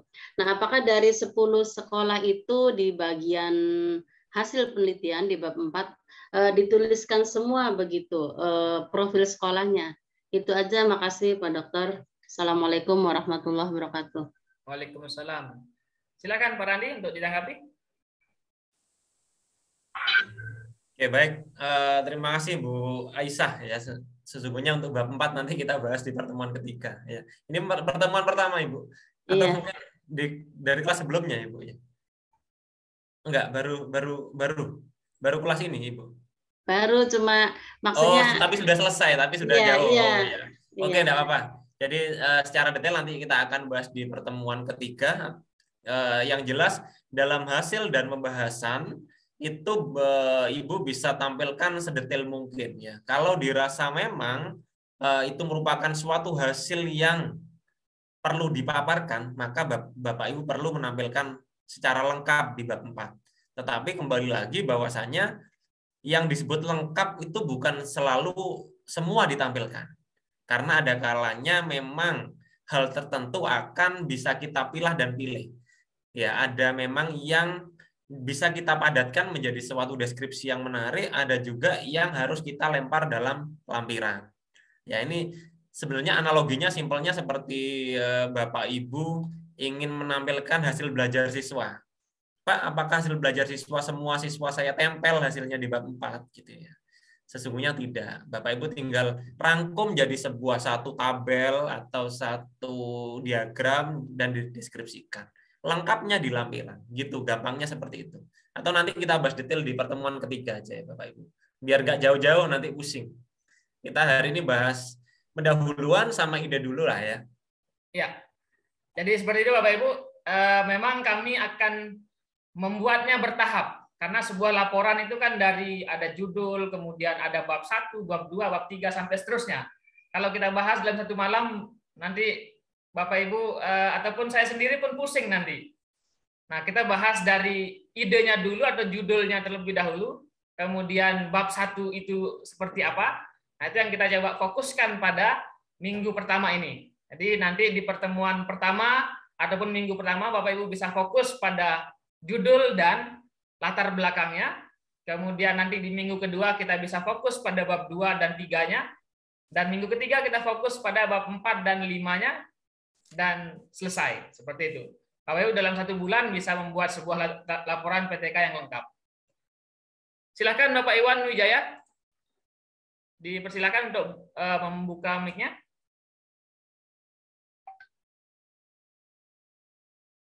Kemudian silakan Pak Suyamto, silakan dibuka mic-nya Bapak Ibu. Bapak Suyatmo. Halo, Assalamualaikum. Ya. Silakan Pak Iwan terlebih dahulu. Oh ya, terima kasih. Izin bertanya Pak Randi. Tadi disebutkan kalau pada bab 1 itu ada baiknya kita mencari studi terdahulu. Nah, untuk latar belakang ini, berapa banyak studi pendahuluan yang studi terdahulu yang kita bisa kita kutip untuk mendukung urgensi dari penelitian kita yang kita sedang lakukan ini. Terus, apakah studi terdahulu itu ada rentang waktunya, seperti misalnya jika dia jurnal 5 tahun terakhir, karena kalau teori-teori tertentu seperti kata Mas Randi tadi, dia buku babon, bukunya buku lama. Nah, takutnya nanti kalau laporan PTK ini ingin dipublikasikan, kemungkinan nanti akan direvisi begitu banyak karena referensinya terlalu tua. Mohon saran dan bimbingannya Mas Andi. Terima kasih. Ya, silakan terkait dengan penyusunan pendahuluan. Di sana ada pasti teori ataupun hasil-hasil penelitian terdahulu. Silakan Pak Randi, bisa dijelaskan. Baik, terima kasih Pak Iwan ya. Yang pertama adalah yang saya tanggapi adalah studi pendahuluan. Sebenarnya bukan studi pendahuluan kalau dalam PTK. Kalau dalam penelitian lain iya. Kenapa? Kalau dalam penelitian lain sifatnya memang kita mencari sebuah teori baru atau celah baru. Sehingga kita perlu menampilkan penelitian A, B, C, D, E, F, G, dan seterusnya, kita ambil celahnya. Di antara A dan B sepertinya bisa kita ambil celah. Itu adalah sifat dari penelitian pendahuluan di penelitian lain. Tetapi dalam PTK, niat mengambil referensinya bukan seperti itu. Tetapi lebih pada pemaparan materi, permasalahan di kelas. Yang penting ada permasalahan di kelas, kemudian ada solusi. Nah, solusi yang akan kita tentukan itu ditunjang oleh beberapa penelitian sebelumnya. Jadi niatnya seperti itu. Salah satunya adalah solusinya memang sudah teruji secara teori dari buku boleh, atau bisa ditunjang dengan penelitian yang sebelumnya, penelitian yang relevan. Nah, masalah rentang waktu penelitiannya sesungguhnya tidak ada acuan secara baku, itu tidak ada acuan berapa tahun relevan, itu relevansi sebuah penelitian itu sesungguhnya tidak ada acuan. Tetapi sangat disarankan memang 10 tahun terakhir, sangat disarankan. Biasanya seperti itu. Kalau penelitian sudah melewati 10 tahun terakhir, biasanya secara umum gitu ya dianggap sudah terlalu lama gitu ya. Tetapi juga tidak bisa dipukul rata seperti itu gitu. Karena ada memang teori-teori yang tidak diperbaharui, yang memang adanya tahun 90-an. Apa boleh digunakan? Ya boleh aja kalau memang bukunya itu merupakan buku yang benar-benar sumber utama. Contohnya, kita ingin mengambil sebuah metode dari miliknya Slavin ya, tahun 90-an, mungkin 85 90-an. Dan itu memang sebuah buku asli. Ya tidak masalah kita cantumkan nantinya. Baik di latar belakang, sedikit di latar belakang, ataupun di bab 2 juga tidak masalah. Jadi memang tidak bentuk penarikan sebuah tahun ke belakang itu memang disarankan 10 tahun terakhir, tetapi juga bukan sebuah harga mati, tetapi memang sangat disarankan. Baik Bapak Ibu, seperti itu jawabannya, dan semoga Bapak Ibu yang di kelas ini juga bisa menyimak dan tentu mempraktekkannya.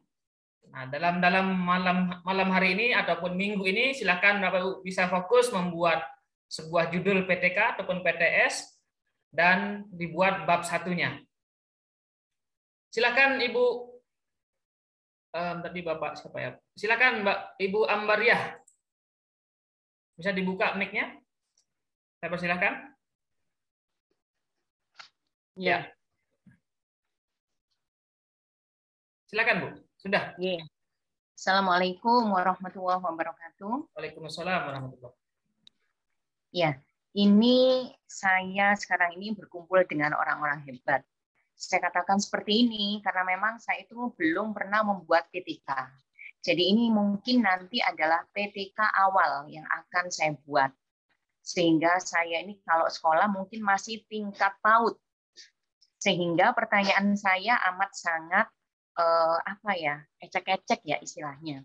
Begini, bolehkah kita itu dalam menyusun PTK kita itu sudah punya format sehingga di situ kita itu tinggal ganti-ganti gitu aja. Karena kalau saya perhatikan teman-teman saya yang buat PTK itu kayaknya seperti itu. Jadi sudah ada formnya, kemudian tinggal diganti nama sekolahnya dan sebagainya. Sampai pada metode, kajian pustaka, pokoknya mulai dari bab 1 sampai bab 5. Bolehkah seperti itu? Iya. Permasalahannya sama, persis. Jadi kita istilahnya apa ya? Sekarang ini kopas lah. Bagaimana ini Pak Randi? Terima kasih. Assalamualaikum warahmatullahi wabarakatuh. Waalaikumsalam. Waalaikumsalam. Amriah. Dari mana Bu Amriah? Dari Surabaya. Wah, dari Surabaya. baik, Jawa Timur. Baik, terima Silakan, Pak kasih. Randi. Baik, terima kasih Bu Amriah. Artinya gini Bapak Ibu. Bapak Ibu nggak perlu sungkan tanya. Tanya apapun sudah bebas tentang PTK itu. Mungkin yang penting tanya, sesuatu yang ada di pikiran Bapak Ibu mengganjal langsung tanyakan. Oke, Bu Amriah. Untuk PTK apakah ada format yang tinggal mengganti-mengganti? Kalau cara curang ya bisa Ibu. Jadi cara curang itu tinggal replace name ya, bahkan nggak perlu mengganti Ibu. Langsung ganti nama penelitinya diganti, nama sekolahnya diganti, yang sudah jadi. Nah itu, tetapi dampaknya adalah yang pertama adalah satu, plagiat. Ya itu bukan hanya mencontek tapi memang karya orang lain ya. Jadi sifatnya plagiat tetap, karena nantinya PTK ini semakin lama semakin ke depan para penilai juga sudah mulai banyak yang menggunakan plagiarism checker ya. Bukan hanya ketika PTK, atau mungkin nanti lanjut ketika Bapak Ibu lanjutkan PTK ini, laporan PTK ini menjadi sebuah artikel ilmiah yang nantinya akan dijurnalkan, maka Bapak Ibu pasti melalui suatu proses cek similarity ya, cek kesamaan, cek kemiripan tulisan dari Bapak Ibu dengan tulisan orang lain. Ceknya itu sudah dalam sistem, sehingga nanti sistemnya yang akan mengecek apakah tulisan Bapak Ibu sangat mirip dengan orang lain. Nah, itu ada batas kewajarannya. Batasnya adalah 25%. Kalau sudah melebihi 25%, maka dapat dikatakan PTK Bapak Ibu tinggal copy paste PTK orang lain ya. Jadi terindikasi plagiat. Kalau sudah terindikasi plagiat, ya kami tidak bertanggung jawab gitu ya. Artinya jangan dilakukan. Caranya mudah sekali. Yang penting Bapak Ibu menulis sendiri, entah tulisannya nanti bagus atau jelek, yang penting nulis sendiri itu sudah jauh dari kata plagiat. Jadi nggak perlu takut, Pak, tulisan saya nanti jelek. Gitu. Nggak apa-apa. Justru kalau jelek itu biasanya jauh dari plagiasi. Daripada bagus, copy paste, tempel, tapi plagiasi semua, ternyata nanti ketika penilaian digagalkan penilai. Nah, itu nanti pusing. Ya, jadi apakah ada formatnya? Kalau format tidak ada, kalau sistematikanya ada. Bab 1 ini, bab 2 ini, tapi tidak bisa langsung mengganti. Kenapa nggak bisa langsung mengganti? Karena satu, deskripsi pembelajaran setiap kelas beda. Jadi yang dilakukan oleh Bapak Ibu di kelas A beda dengan di kelas B. Gitu. Jadi itu yang pertama. Siswanya juga beda, pelajarannya beda, kelasnya beda, jumlah siswanya beda, gurunya pun beda, jadi yang di copy pun nggak akan sama. Kalau dipaksa sama ya berarti ya nanti siap-siap terkena plagiasi, kami tidak bertanggung jawab gitu. Ya. Gitu. Cuman gini Bapak Ibu dan ya silakan dilanjutkan Ibu, boleh. Ini saran Ibu Amriah. Saya pribadi itu menulisnya itu takut salah karena ini kan formal ya. Takutnya nanti bahasanya itu nggak baku. Nah, ini yang saya khawatirkan. Sehingga sampai detik ini nih mau bikin PTK maju mundur gitu. Maunya itu jadi plagiat gitu aja. Jadi saya amat senang sekali ya ada acara seperti ini. Ya, betul Ibu. Iya. Boleh gini, jadi saya tanggapi lagi. Jadi justru kalau tulisan Bapak Ibu itu dimulai dari tulisan sendiri, ya namanya penulis pemula pastinya menulis sebuah tulisan ilmiah kan susah. Maka Bapak Ibu nggak perlu khawatir ya, nggak perlu khawatir kalimatnya nanti nggak ilmiah. Tulis aja dulu. Ya tulis aja dulu langkah demi langkah. Apalagi nanti PTK itu mendeskripsikan langkah-langkah ya. Bapak Ibu tuliskan sendiri. Pembelajaran diawali oleh seorang guru memberikan pembelajaran di kelas dengan cara seperti ini. Guru gitu ceritakan sendiri dah, itu nggak masalah kok. Jadi nggak perlu takut bahasanya tidak ilmiah. Yang penting Bapak Ibu tetap gunakan bahasa yang baku, ya sudah, itu sudah merupakan ilmiah kok. Ya, jadi nggak perlu khawatir. Nanti tetap kami koreksi kok. Ya, jadi yang penting Bapak Ibu semangat nulis sendiri gitu ya, jangan banyak copy paste dari orang lain, pastinya nanti akan bagus. Nanti banyak instruktur dari kami yang akan memberikan koreksi di kelas, Bapak Ibu nggak perlu khawatir. Baik, terima kasih Pak Randi dan Bapak Ibu. Terkait dengan format dari sebuah laporan, sesungguhnya kita tidak bisa menyediakan satu persatu karena tentu Bapak Ibu akan menggunakannya berbeda-beda. Ada yang dari Dikbud, ada yang dari kampus, ataupun ada yang dari Kemenak. Nah, semua lembaga memiliki format-format tertentu. Ya, sama dulu Bapak Ibu ketika menyusun skripsi.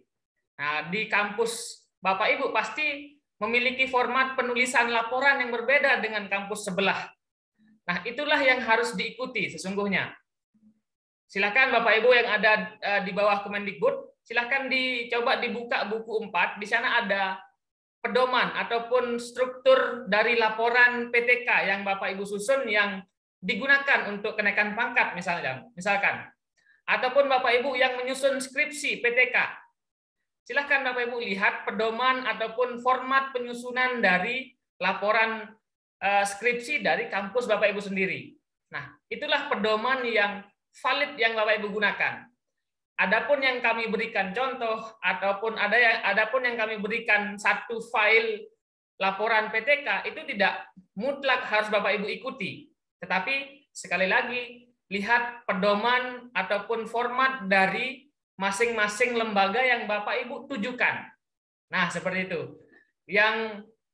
Yang pada dasarnya memang satu laporan penelitian hampir sama. Bab 1 isinya latar belakang, kemudian bab 2 kajian pustaka, hampir 90% itu memiliki format yang sama. Jikalaupun ada yang berbeda, hanya bagian kecil saja. Misalkan hanya spasi, kalau di kampus A menggunakan spasi 1,5, di lembaga B menggunakan spasi 2. Itu yang hanya sedikit. Silahkan Bapak Ibu perhatikan sekali lagi untuk prosedur ataupun sistematika penulisan untuk masing-masing keperluan. Nah, seperti itu Bapak Ibu. Dan semoga Bapak Ibu bisa coba untuk mengaplikasikannya. Silahkan Bapak Suyanto. Assalamualaikum warahmatullahi wabarakatuh. Terima kasih atas waktunya. Saya sebenarnya kepingin sekali membuat PTK, tapi kadang-kadang terganjal dengan pemikiran saya sendiri. Pemikiran saya itu apa? Kapan kita akan memulai membuat PTK itu? Tentunya jika dalam kelas itu ada masalah. Nah, misalnya contoh gini. Misalnya saya guru fisika, saya akan memulai membuat judul misalkan penerapan metode jigsaw dalam materi A misalkan. Nah, kalau kita membuat seperti itu kan tentunya harus dalam materi itu sudah ada permasalahan. Mestinya tidak semata-mata pas saya akan mengajar ini terus saya teliti, kan nggak begitu ya. Nah, itu bagaimana cara aku bisa memulai untuk membuat judul dalam PTK itu? Baik. Apakah bab 1 harus berhubungan dengan bab yang berikutnya yang sesuai, atau langsung bab itu saya teliti gitu? Terima kasih. Wassalamualaikum warahmatullahi wabarakatuh. Terima kasih. Waalaikumsalam warahmatullahi wabarakatuh. Nah, ini untuk para pemula. Memang kita desain jadi tidak ada yang duluan, tidak ada yang belakangan. Silahkan kita mulai dari idenya terlebih dahulu, bagaimana mendapatkan sebuah masalah, dan itu bisa jadi judul PTK. Silahkan Pak Randi, ditanggapi. Baik, terima kasih Bapak Suyanto atas pertanyaannya. Nah, masalah ini sesungguhnya setiap kelas, setiap guru pastinya sudah mengantongi masalah pembelajaran yang sudah di luar kepala. Oh, masalah siswa ini seperti ini. Ya, dari sana sesungguhnya sudah cukup bisa dijadikan sebuah latar belakang PTK. Itu yang pertama, sesungguhnya sudah cukup. Tinggal pilih saja masalah yang paling urgen untuk diteliti. Itu yang pertama. Apabila dirasa masalah tersebut kurang yakin, saya ingin lebih spesifik masalah ini pada materi ini gitu ya. Pengennya mungkin Pak Suyanto seperti itu. Boleh Bapak bisa lakukan memberikan sebuah pretest. Kalau ingin pretest pada sebuah prasiklus itu boleh. Jadi misalkan apakah sekiranya siswa saya pada materi dinamika misalkan, atau GLBB atau apapun itu saya juga kurang paham dalam fisika misalkan. Dengan materi GLBB saya berikan sebuah pretest, ternyata hasilnya rendah. Nah, itu bisa dijadikan sebuah acuan dalam yang nanti akan dipaparkan pada latar belakang. Jadi ada dua hal, bisa deskripsi yang sudah terjadi selama ini, selama pembelajaran sebelum-sebelumnya, tidak harus pada materi ini untuk sebuah latar belakangnya, bisa juga pada materi ini sebelum mulai Bapak Ibu berikan pretest untuk meyakinkan bahwasanya masalah tersebut memang layak untuk diteliti pada materi ini, sehingga bisa lebih yakin gitu ya dalam proses menuliskan latar belakangnya. Begitu. Ya. Terima kasih Pak Randi atas tanggapannya, dan semoga Bapak Ibu bisa sudah dari pertemuan pertama ini silahkan, dan kami harap Bapak Ibu sudah bisa menemukan sebuah permasalahan, kemudian itu yang dibuat menjadi penelitian tindakan kelasnya. Karena sesungguhnya masalah dalam PTK ini adalah masalah Bapak Ibu yang ada di kelas, ataupun Bapak Ibu yang ada di sekolah. Masalah Bapak Ibu ada di sekolah, jadi kepala sekolah. Kalau Bapak Ibu menjadi seorang pengawas, berarti masalah yang ada pada tugas dan fungsi Bapak Ibu seperti itu. Ataupun ada permasalahan yang ada di sekolah, ataupun kepala sekolah yang Bapak Ibu lakukan pembinaan untuk Bapak Ibu pengawas. Nah, masalah itulah yang Bapak Ibu akan carikan solusi. Carikan solusi, kemudian dikaji kira-kira apa solusi yang tepat untuk permasalahan ini. Nah, itulah jadi dasar awal Bapak Ibu membuat sebuah bab 1 ataupun latar belakang dari penelitian tindakan. Dan silakan Bapak Ibu dari kelas ini bisa dimulai untuk menulisnya, dan secara bertahap kami akan coba koreksi dan berikan masukan pada laporan Bapak Ibu. Kalau Bapak Ibu ingat dulu ketika Bapak Ibu menyusun skripsi ataupun tesis, kan dimulai dari nol juga. Dari awal banget Bapak Ibu membuat sebuah laporan skripsi. Nah, itulah yang kami akan bimbing dari awal, dari bab 1, kemudian ketika sudah oke bab 1, silahkan dilanjutkan. Kami berikan materinya, minggu ke depannya lagi Bapak Ibu lanjutkan ke bab 3 sampai dengan laporan Bapak Ibu selesai. Jadi kami harapkan kita bisa kerjasama di sini dan tujuan kita satu. Silahkan dari Ibu Puji, SDK. Baik, selamat malam Pak Randi dan Pak Ardi. Terima kasih untuk kesempatan yang diberikan. Ya, ada beberapa pertanyaan ini Pak. Memang saya masih memulai ini, berniat untuk belajar membuat PTS nih Pak. Untuk PTK saya sudah pernah membuat, hanya di sini untuk PTS belum pernah. Yang ingin saya tanyakan yang pertama, perbedaan konten dari PTK dan PTS itu yang pertama. Yang kedua, perbedaan ruang lingkupnya PTK dan PTS itu. Terus di sini yang ketiga Bapak, saya menemukan permasalahan di sekolah saya itu turunnya motivasi guru untuk mengembangkan diri di dalam utamanya dalam menghadapi pandemi ini. Kiranya mohon bantuannya untuk penyelesaian supaya bisa meningkatkan motivasi, kira-kira yang cocok itu apa gitu. Kami masih bingung. Terima kasih Bapak. Nih. Ya, terima kasih Bu Puji dari SDK Santa Maria Blitar. Silakan Pak Randi, bisa ditanggapi pertanyaan Bu Puji. Baik, terima kasih Bu Puji. Ya. Baik, untuk ruang lingkup ya sesungguhnya untuk tindakannya adalah sama. Jadi diawali dari sebuah masalah, kemudian seseorang meneliti memberikan sebuah tindakan, itu persamaannya. Perbedaannya hanya pada ruang lingkup.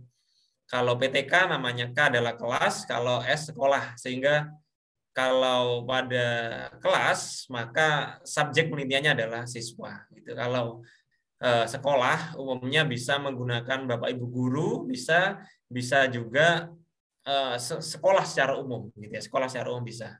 Dan Ibu sudah mulai memberikan pemaparan, artinya sudah mulai menemukan ide atau sebuah masalah. Masalahnya adalah motivasi guru dalam pengembangan diri. Boleh, bisa Ibu. Jadi Ibu bisa lakukan coaching bisa. Coaching bisa, memberikan suatu treatment tertentu, memberikan workshop tertentu bisa. Nah, itu bisa. Masalah workshop apa? Nah, itu adalah bisa Ibu mulai gali-gali dari sekarang. Apakah workshop tentang teknologi, ataukah workshop tentang komputer, atau tentang teknologi media pembelajaran, workshop tentang bahasa Inggris atau yang lainnya, sehingga nanti dengan adanya workshop atau coaching tertentu, guru-guru di sekolah Ibu nanti Ibu ukur awal seperti apa, kemudian nanti setelah siklus 1 seperti apa, siklus 2 seperti apa. Teknisnya sama dengan PTK. Begitu. Baik, terima kasih Pak Randi. Saya kira cukup jelas Bapak Ibu yang bertanya terkait dengan beda ataupun konsep dari PTK ataupun PTS. Saya persilahkan kembali untuk penanya secara langsung di Bapak Abdul Zuhad. Silakan Bapak Abdul. Terima kasih Pak atas waktu yang diberikan. Saya Pak Abdul Zuhad dari Ciamis Pak, ngajar di MAN 4, tapi asli Jawa Timur, jadi merantaunya terlalu jauh ini ke Jawa Barat. Sebenarnya saya tertarik dengan PTK sejak 2 tahun yang lalu, cuma baru menemukan komunitas untuk belajar PTK lewat Facebook waktu itu, kemudian saya coba klik saja, kemudian terhubung dengan pelatihan yang minggu lalu itu. Kemudian ada sambutan hangat untuk mendaftarkan bimbingan sampai menjadi laporan. Dan saya memang sejak awal menunggu itu. Karena saya nanya ke pengawas madrasah juga, mereka sepertinya tidak punya baik kemauan maupun kemampuan untuk mengajarkan kepada kami sebagai bentuk bimbingan begitu. Alhamdulillah sekarang ketemu dengan bentuk bimbingan, dan saya rasa saya harus memulainya dengan serius karena hal-hal penting ternyata kalau PTK ini tidak dikerjakan maka kita akan ketinggalan juga atas perkembangan karir dan lain sebagainya. Kemudian pertanyaan saya sudah saya catat di chat tadi itu, tapi saya ingin bertanya secara langsung bahwa begini Pak, kegundahan saya secara pribadi itu pemilihan materi karena saya ngajar matematika, jadi kemarin sempat bingung juga yang dimaksud materi oleh Pak Randi itu yang 1 siklus 2 pertemuan, kemudian harus minimal 2 siklus itu menghabiskan waktu sekian-sekian, kemudian ada pertanyaan apakah itu tidak menghabiskan waktu dalam perencanaan pembelajaran begitu. Lalu saya sekarang izin bertanya begini Pak, yang dimaksud materi itu yang mana ya gitu, karena kalau di matematika misalkan ada materi tentang peluang Pak, peluang, tapi sebelumnya ada sub-sub yang harus dilewati. Misalkan ada permutasi, kombinasi, kemudian kaidah pencacahan, kemudian nanti masuk ke peluang majemuk dan lain sebagainya. Nah, manakah yang harus kita jadikan judul sebagai judul PTK, Pak? Apakah peluangnya atau cukup kombinasi saja begitu, Pak? Terima kasih. Paham ya, Pak Abdul Zuhad, dan terima kasih atas respon baiknya tadi Pak Abdul Zuhad, dan semoga apa yang menjadi tujuan kita di kelas ini, dan kami di kelas ini ada sekitar 4 atau 5 pembimbing laporan yang akan mengawal dari laporan PTK Bapak Ibu semua. Silakan Pak Randi. Kebetulan Pak Randi juga guru ataupun dosen matematika. Silakan Pak Randi. Baik, terima kasih Pak Abdul. Ataupun Bapak Ibu yang lain yang dengan pertanyaan yang hampir sama dengan Pak Abdul. Nah, ketika ingin menampilkan sebuah materi, ingin menampilkan sebuah materi di judul, Bapak Ibu nggak perlu khawatir dengan apakah materi yang ditampilkan itu materi bab atau materi subbab atau materi satu KD atau satu SK atau apapun, itu nggak perlu khawatir. Sekiranya itu memang akan dijalankan, tulis saja bebas. Gitu ya. Misalkan tadi Bapak tanya, apakah saya tulis namanya dengan kombinatorika gitu ya, secara umum 1 bab gitu, atau mungkin hanya kombinasi, boleh. Sekiranya nanti hanya terbatas sampai kombinasi, ya tulis saja materi kombinasi, selesai. Jadi tidak ada acuan ya, tidak ada acuan harus A harus B gitu. Jadi nggak perlu khawatir Bapak Ibu. Jadi sekiranya siap materi itu ya sudah tulis saja gitu. Jadi bahkan bisa kita gabungkan Pak, ini materinya cukup terlalu sedikit gitu ya Pak, materinya judulnya misalkan judul besarnya adalah dimensi 3 gitu ya, dimensi 3, atau mungkin bangun ruang gitu ya, bangun ruang isinya banyak Pak, ada kubus, balok, prisma dan lain-lain gitu ya. Materinya saya tulis apa gitu. Bapak Ibu ingin mengajarkan yang mana? Kalau ingin mengajarkan hanya kubus dan balok, ya tulis saja materinya, materi, gugus, dan balok. Itu ditambahin dan aja boleh. Jadi tidak ada patokan harus ini, harus itu, harus satu bab, harus satu kadi, harus itu nggak ada. Jadi Bapak Ibu bebas tuliskan materi seperti apa. Ya, silakan bagi Bapak Ibu untuk bisa konsultasi nanti judulnya ataupun bab satunya di WA Group. Nanti ketika Bapak Ibu selesai dari kelas pertama ini, silakan mulai disusun untuk judul dan bab 1 pada laporan PTK Bapak Ibu. Terkait dengan yang ditanyakan tadi Pak Abdul tadi, sudah jelas ya Bapak Ibu, dan silakan jika memang Bapak Ibu ingin merincikan di judul dari laporan Bapak Ibu, silakan bisa Bapak Ibu rincikan pada materi tertentu ataupun 1 KD itu bisa. Adapun jika memang tidak ingin karena terlalu panjang, mungkin nanti panjang judul Bapak Ibu ada dari misalkan meningkatkan hasil belajar dengan metode panjang namanya, silahkan cukup sampai dengan nama sekolahnya, tidak perlu materi apa. Nanti bisa Bapak Ibu jelaskan materi-materi tersebut di latar belakang ataupun pada bagian metode. Itu dijelaskan Bapak Ibu. Nanti akan kita pelajari lebih lanjut. Silakan Pak Randi untuk dibahas pada pertanyaan yang ada di kolom chatting. Oke, baik. Akan saya bahas beberapa pertanyaan yang ada di kolom chat. Sebentar. Ya, ada yang bertanya tadi, apakah bisa PTK tidak dilaksanakan secara luring gitu ya? Bisa Bapak Ibu ya. Jadi di era perkembangan zaman ini sama halnya pertanyaan begini, apakah bisa pembelajaran tidak di kelas gitu ya? Bisa saja gitu ya. Termasuk PTK apakah boleh secara daring? Boleh. Ini juga kita pembimbingannya juga secara daring. Bapak Ibu dulu mungkin dibimbing PTK ketika workshop itu secara luring ya Bapak Ibu ya. Tapi sekarang sudah eranya semakin canggih, maka PTK juga bisa juga secara daring. Karena yang dimaksud kelas di zaman digital ini sudah berkembang ya, bukan hanya kelas secara nyata tetapi juga kelas online, kelas virtual, dan kelas-kelas yang lainnya itu juga merupakan sebuah kelas yang meskipun tidak secara tatap muka. Masalah teknisnya nanti akan kita bahas di pertemuan berikutnya ya, untuk teknis PTK daring dan yang lainnya. Kemudian mungkin sedikit teknis ini. Untuk konsultasinya kemana Pak? Apakah di grup WA? Ya, untuk konsultasi Bapak Ibu bisa gunakan grup WA. Untuk grup WA biasanya kalau mendekati acara gini kami tutup sementara. Tetapi untuk nanti sudah kita buka lagi. Bapak Ibu boleh tanya sepuasnya, sudah sampai benar-benar paham, sampai benar-benar bisa tuntas, sampai 1 bulan kita selesaikan, silakan tanya sebanyak mungkin, diskusi sebanyak mungkin kami akan layani gitu ya. Jadi kenapa kok di grup gitu ya? Karena kalau di Japri kadang ya numpuk gitu, terus responnya telat. Kalau di grup biasanya ada beberapa instruktur yang akan membantu menjawab. Jadi lebih cepat secara respon gitu ya. Jadi di grup saja Bapak Ibu bisa bertanya. Termasuk nama saya juga sudah masuk di grup. Silakan mungkin bisa disimpan nomor saya nanti akan saya tampilkan di grup. Kemudian untuk target minggu ini apakah sampai bab 1? Iya, bab 1 dulu aja Bapak Ibu ya. Jadi minggu ini cukup judul dan bab 1. Apabila Pak kalau nggak selesai dalam 1 minggu ya nggak apa-apa. Tapi ini hanya namanya target ya, harus diusahakan. Kemudian ya untuk yang teknis bagaimana Pak? Untuk teknisnya nanti akan kita bahas di minggu depan ya. Kemudian apakah bisa untuk peningkatan motivasi belajar?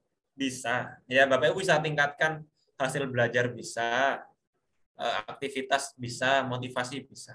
Kalau motivasi nanti Bapak Ibu mengukurnya dengan menggunakan angket ya. Dengan menggunakan angket awal, kemudian angket siklus 1 dan angket siklus 2. Bisa. Nanti kita akan bahas di pertemuan selanjutnya. Kemudian ya, yang lain-lainnya lebih ke teknis biasanya nanti kita akan bahas di pertemuan selanjutnya. Baik, terima kasih atas tanggapannya Pak Randi. Terkait dengan teknis Bapak Ibu. Saya yakin Bapak Ibu punya satu gudang pertanyaan. Antara Bapak Ibu satu yang lain pasti memiliki pertanyaan berbeda-beda. Oleh karena itu kita menggunakan satu media untuk Bapak Ibu bisa diskusi secara panjang lebar di WA Group. Nah, kemudian ada juga yang berasumsi WA Group-nya nanti kan ada sekitar 100 Bapak Ibu yang ada di grup itu. Nah, takut akan tumpang tindih ataupun numpuk gitu ya. Satu saran Bapak Ibu, jangan ditinggalkan terlalu lama. Grupnya jangan terlalu ditinggalkan lama. Misalkan sekarang Bapak Ibu mengajukan satu pertanyaan, ya silahkan dibuka. Kami akan respon cepat. Kami tidak akan lebih dari berjam-jam untuk menjawab pertanyaan Bapak Ibu. Jadi ketika Bapak Ibu mengirimkan satu pertanyaan ataupun mengkonsultasikan satu naskah, silahkan paling tidak Bapak Ibu buka grup itu dalam satu hari lah. Jangan sampai Bapak Ibu sekarang melemparkan pertanyaan, kemudian Bapak Ibu buka minggu depan. Nah, itu pasti akan ratusan chat yang akan masuk. Seperti itu tipsnya Bapak Ibu, dan agar komunikasi kita tetap lancar, silahkan tetap kontak gitu. Nomor para pembimbing dan para admin sudah standby di grup Bapak Ibu masing-masing. Silahkan Bapak Ibu bisa manfaatkan momen ini dan kami akan bimbing sampai dengan selesai. Untuk malam hari ini kami cukupkan Bapak Ibu. Sekali lagi di kelas kita, kelas Guru Inovatif Indonesia, Bapak Ibu tidak perlu khawatir terkait dengan presensi, kemudian terkait dengan administratif yang lain. Kami siapkan secara penuh. Dari presensi, kemudian rekaman, dari sertifikat, semua akan kami berikan ketika kelas ini sudah selesai. Dan Bapak Ibu silahkan fokus pada karya dan inovasi dari tujuan kelas kita, yaitu menyusun sebuah laporan PTK ataupun PTS yang Bapak Ibu tujukan pada kelas ini. Jadi Bapak Ibu bisa konsentrasi, kita buat mulai dari sekarang. Ayo buat seperti itu. Kalau kita Bapak Ibu tunda-tunda, sekali kita menunda pasti akan tertunda sampai dengan besok-besoknya lagi. Tetap belajar Bapak Ibu dan kita berkreasi dan berinovasi. Untuk malam hari ini saya ucapkan terima kasih Pak Randi Pratama dan Bapak Ibu yang sudah hadir di Zoom meeting. Kita akan bertemu di WA Group dan minggu depan terkait dengan lanjutan materi kita dan karya Bapak Ibu. Terima kasih sekali lagi. Saya tutup. Wassalamualaikum warahmatullahi wabarakatuh. Salam Guru Inovatif Indonesia.